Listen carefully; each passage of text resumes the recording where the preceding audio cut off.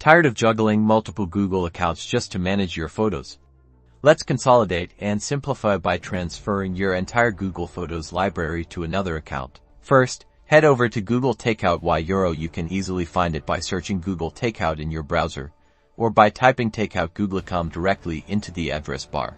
Once you're on the Google Takeout page, you'll see a long list of Google services. Click Deselect All at the top, then scroll down and find Google Photos and check the box next to it. Click the All Photo Albums Included button here.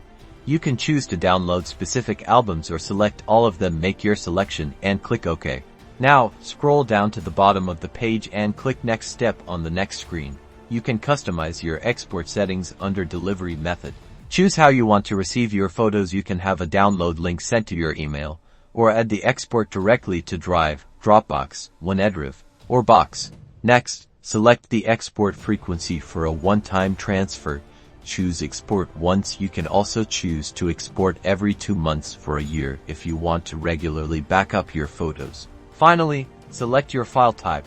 Zip or TGZ. Zip is generally recommended. Then, choose your archive size. Smaller sizes will result in more files. Once you're happy with your selections, click Create Export. Google will now begin preparing your export. This process can take anywhere from a few minutes to several hours, or even days, depending on the size of your library.